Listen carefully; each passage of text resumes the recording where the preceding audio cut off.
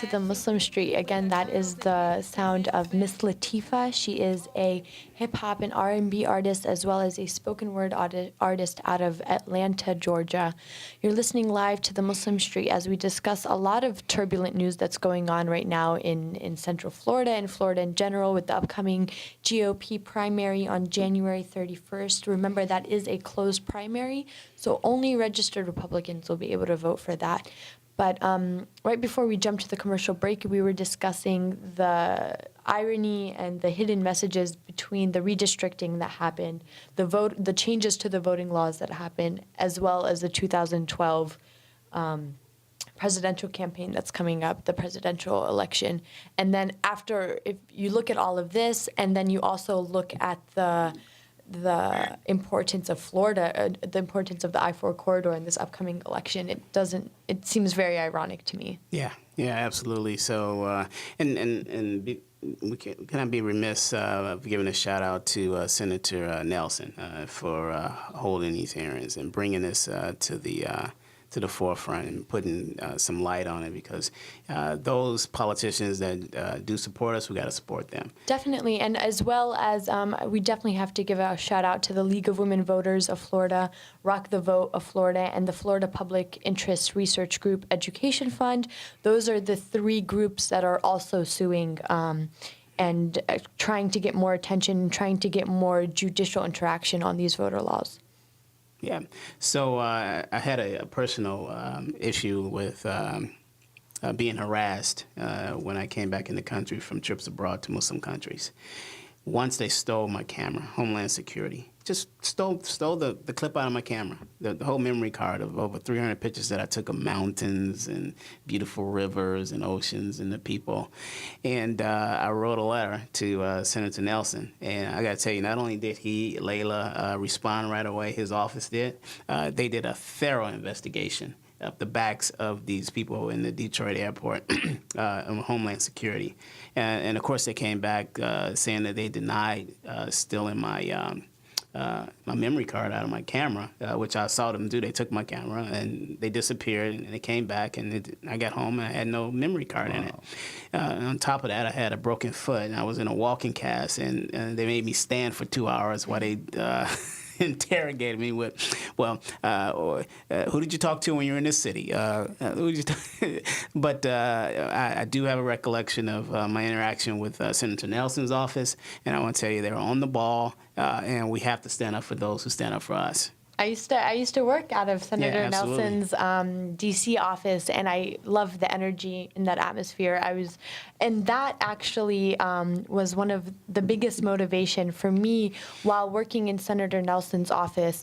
And when you work in Congress, when you work on Capitol Hill, you kind of see firsthand what communities your elected officials are talking about, are thinking about, have on their priority, what communities are reaching out to their elected officials, and you see what communities aren't. And that was the biggest indicator for me while those 6 months that I worked in that office of, well, there's no dialogue, you know? And you can't really blame the senator's office for not having that dialogue because they're so busy keeping up with petitions, with their constituency, with who's reaching out to them, and coming back to Florida and getting involved with the community here and trying to get that relationship developed. And I have to say that now Senator Nelson has done so much for our community. Senator Nelson, we had this lady who was, working on passing her bar, and she wanted that experience. She wanted to get into the senator's office. His office created a completely new fellowship. Mm-hmm. They were like, we'll put her in, let us know when she's ready. There's a fellowship here waiting for her. So I definitely respect Senator Nelson and his willingness to listen to the community. Yeah, and as I talk to brothers in the struggle around my network around the country over this issue of NDAA, everybody is just stressed over this at a very high level. And they talked about organizations like Hassan Shibly's Council on American Islamic Relations, CARE. That's why we're donating our money to CARE, and I suggest that you do the same. it's organizations like this who will serve as a heightening the level of consciousness around these issues. Not only support us from a defense perspective, but also let us know from an educational perspective what our rights are. A lot of cases are made, within 5 minutes of you being harassed by in this police state that we live in, being harassed by like I was coming in the country, being harassed by Homeland Security. There's a very fine line whether incarceration would take place, and we need to know about that kind of stuff. Speaking of care, Hassan, I'd love to get your insight and kind of what's going on here. Again, the GOP debate will be in Tampa, Florida tomorrow. The Council on American Islamic Relations, CARE, who Hassan is the executive director of CARE Tampa, they got really upset at Santorum for a remark that he made recently.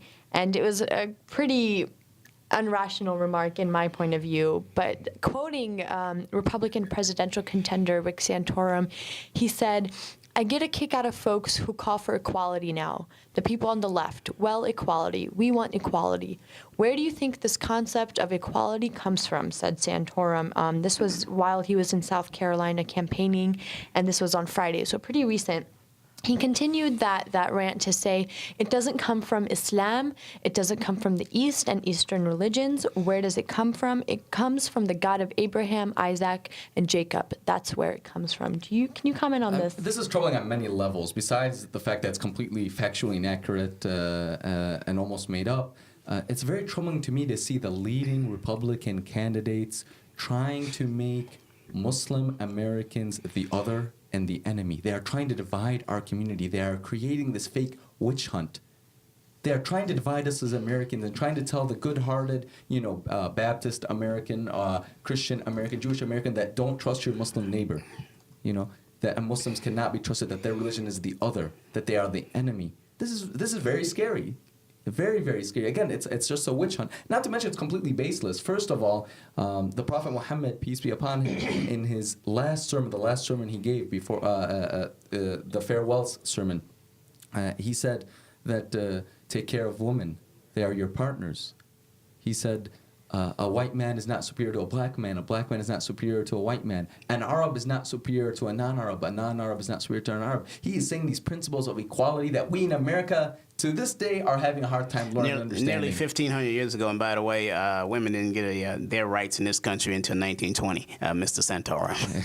There was also issue raised with Newt Gingrich as well in South Carolina. He said that, I think he was asked if he would support a Muslim presidential candidate, and Gingrich's response was he would only support a Muslim American running for the presidential seat if he would publicly oppose Sharia law. Again, Gingrich is playing the same cards that Santorum is, and that is who can be the most anti-Muslim. Who can be the most anti-Muslim. This is very disturbing. Hassan, are voters looking for this? I don't think they are. I think voters are getting sick of this sectarianism. And me as an American, I'm concerned. My children are Muslim. And they're happy Muslim kids, and they're going to grow up in this country, and these leaders are doing a disservice to my children, and they're doing a disservice to us as Americans. And to their children as well. Exactly, they're misleading the American people. And they're deceiving the people about what Sharia is. Sharia is nothing more than the Islamic tradition. It is how we practice our faith. It has various interpretations and applications. It's very similar to the Judeo-Christian biblical tradition. And to publicly want a person to renounce his faith is un-American. It goes against the establishment clause. It goes against the First Amendment. It's un-American, and it's fear-mongering, and it's cheap political tactics, which have no place in professional civil discourse. Trying to excite the most extreme wing of their base. He says this in South Carolina, where what flies above the Capitol there is the flag of the Confederacy, the flag of slavery. He wants to know where rights came from. I will guarantee you they come from South Carolina. Absolutely. Again, it's very disturbing because they are promoting this idea of the otherness, and they need to realize that American Muslims are Americans just like anybody else, and they need to respect our rights and protect it because that's what being American stands for.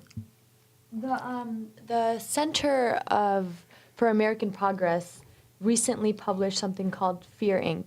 And in Fear Inc., Newt Gingrich himself in coming up to 2010 and his willingness to come into and succumb to Islamophobic narrative kind of really brought a lot of question to Newt Gingrich's credibility as a viable candidate for presidency.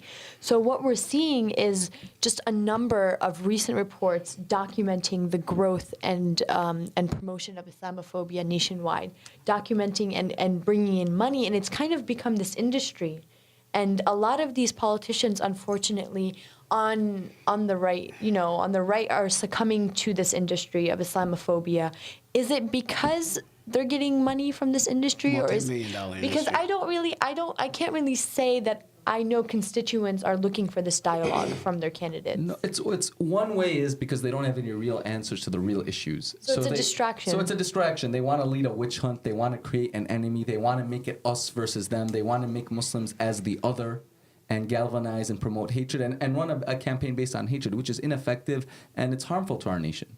That's the first thing. Secondly, is there is money is definitely an issue there. I would highly recommend your listeners listen to Fear Inc. Again, they can Google it, Fear Inc. If they contact my office at Care Tampa at during the working hours, 813-514-1414. Again, 514-1414. We'll be happy to provide them a free copy. And this study actually shows how over the past 10 years, about 7 institutions threw in $42 million to 10 individuals to really promote this hatred against American Muslims. And listen, take Islam and Muslims out of it. The fact at the at the end of the day, they're promoting religious hatred. They're promoting sectarian division. And I think it's un-American and it's harmful to our country. We need to be united. And any politician who is running his campaign based on alienating a significant portion of the American society, I think he's very irresponsible. This is not what we need at these times. Yeah, no, it's not going to sell in the general election. It won't work. Yeah. Because, the American people are better than that. I mean, they're much better than that. And they're wise enough, we are wise enough to say no to those who want to promote hatred and division amongst us. There's hatred and division coming from another level. There was some recent news, a recent article that had surfaced this past weekend. Do you want to talk to us about that, Malik? About President Obama? Yeah, one of the things that, I couldn't believe this, there was a Jewish citizen, Jewish American citizen, who talked about assassination of the president. And, it's just incredible stuff. Amazing. In Atlanta, the editor of a Jewish American newspaper basically said that because President Obama is not kind enough in his policy to Israel, according to him, that perhaps Israel should consider hiring or executing a hit squad and taking him out. Now, can you imagine if a Muslim said that? That's outrageous. First of all, I want to be very clear. This guy does not represent Judaism. He does not represent Jewish Americans. And I certainly hope he does not represent Israel. Nonetheless, it's just disgusting. That is the definition of terrorism. He printed in his newspaper a call for terrorism, for the assassination of our president. Now imagine if a Muslim did that. Imagine if that was a Muslim American paper. There would be literal witch hunts.